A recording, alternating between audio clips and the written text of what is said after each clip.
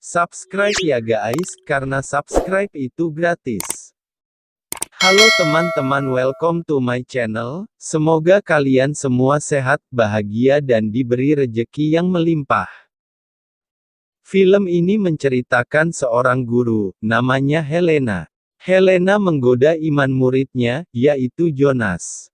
Jonas selalu mendapat jatah surabi lempit dari gurunya. Apa motif Helena menggoda Jonas? Gak perlu lama-lama ya sahabat movie. Mari kita ke alur ceritanya.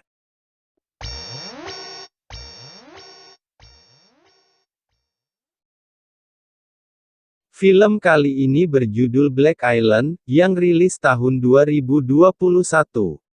Film diawali dengan ritual pemakaman.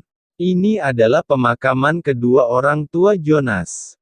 Kedua orang tua Jonas meninggal akibat kecelakaan. Mobil orang tua Jonas menabrak sebuah pohon yang mengakibatkan orang tuanya meninggal. Terlihat Jonas tampak sedih atas kepergian orang tuanya. Saat di rumah, Jonas yang sedang sedih. Nina menghampiri Jonas dan memberikan Jonas segelas jus jeruk. Setelah itu, Hansen datang. Hansen adalah kakek Jonas. Hansen berkata ke Jonas jika mau tinggal di pulau. Hansen mengizinkan dan Hansen akan menjaga Jonas. Terlihat raut wajah Nina yang bahagia mendengar bahwa Jonas akan tinggal di pulau. Setelah perbincangan itu, scene berpindah setahun kemudian. Nina, Jonas dan teman-temannya menaiki sepeda pergi ke sekolah. Setelah mereka masuk dan duduk di kelas, ibu gurunya datang. Gurunya inilah yang bernama Helena. Helena menginstruksi murid-muridnya untuk keluar dan mengikutinya.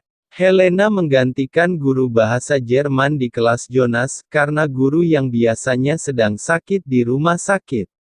Helena memperkenalkan dirinya, dan memberikan kebebasan kepada muridnya untuk jalan-jalan di tepi pantai. Itulah cara Helena mengajar untuk berkenalan ke muridnya. Setelah itu, Helena menghampiri murid-muridnya yang sedang duduk santai. Helena meminta bantuan kepada muridnya yang mempunyai waktu luang, untuk membantu membuat rak lemari di rumahnya. Karena Helena baru saja tinggal di pulau itu. Flo teman Jonas, Flo bersedia datang dan Flo mengajak Jonas untuk ikut juga. Tak lama, Nina pun juga bersedia ikut. Setelah itu, jam 3 sore, Jonas, Flo dan Nina berangkat bersama dengan menaiki sepeda mereka.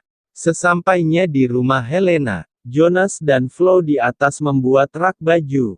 Sedangkan Nina, dapat tugas memotong karpet di lantai bawah. Saat Nina masuk di gudang, Nina melihat sebuah label PMI.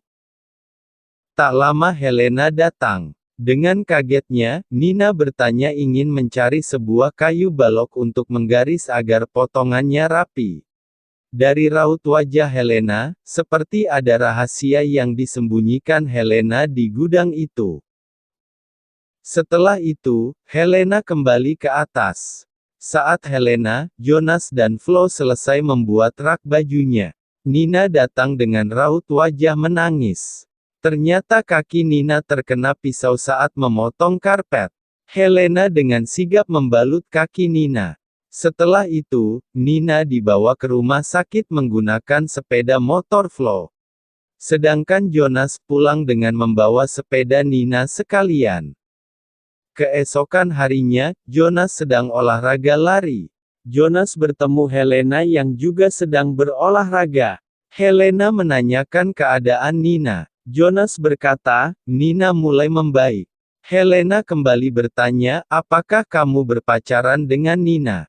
Jonas berkata, tidak. Hari berikutnya, Helena memberi tugas pada muridnya untuk membuat puisi. Setelah itu scene berpindah ke Jonas yang sedang mengerjakan puisi. Tak lama Nina datang, meminta bantuan untuk mengerjakan tugas puisi. Setelah itu, kakek Hansen datang mengajak Jonas dan Nina makan bersama. Keesokan harinya, saat di kelas, Helena memberi pujian untuk puisi Jonas. Helena berkata ke Jonas, jika ada kesulitan, kamu bisa datang ke rumah, aku siap membantumu. Jonas pun pergi ke rumah Helena, membawa puisi-puisinya untuk dinilai oleh Helena. Helena pun mengajak Jonas masuk ke rumah. Helena yang berkeringat karena habis berkebun. Helena mengganti pakaiannya. Dengan sengaja, Helena tidak menutup pintu. Sehingga, Jonas bisa melihat bagian dalam tubuh Helena.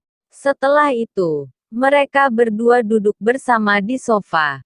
Mereka saling menatap. Dan akhirnya mereka pun bermantap-mantap. Manang banyak nih Jonas, dikasih serabi lempit gurunya.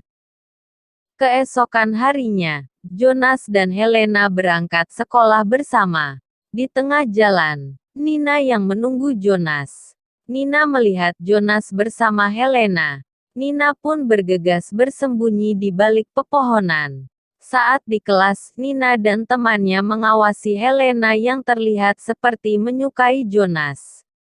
Setelah kelas selesai, Nina pulang dengan wajah sedikit cemburu kepada Jonas yang dekat dengan Helena. Sesampainya di rumah, Jonas dan Nina mengobrol. Sedangkan Jonas teringat dengan ayahnya. Membuat Jonas akhirnya bersedih. Nina pun memeluk Jonas yang tengah sedih. Dari pelukan itu, yang akhirnya membuat mereka berdua bermantap-mantap guys.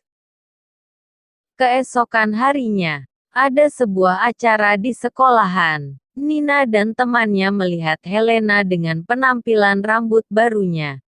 Setelah itu, saat Hansen memberikan pidato, Hansen melihat Helena. Hansen tiba-tiba terjatuh pingsan. Jonas segera membantu kakeknya dan membawanya pulang. Saat di rumah, Nina bertanya ke Jonas, apakah kakekmu mengenal Helena? Karena Nina sempat melihat bahwa mereka berdua saling menatap hingga akhirnya Hansen jatuh pingsan, Helena juga sudah memotong rambutnya. Penampilan rambutnya berubah menjadi pendek. Jonas tak mempercayai kata-kata Nina, sehingga membuat Nina marah. Nina pun pergi pulang. Malam itu juga, saat Jonas tertidur, Helena menyelinap ke kamar Jonas. Helena meraba tubuh Jonas yang masih tertidur.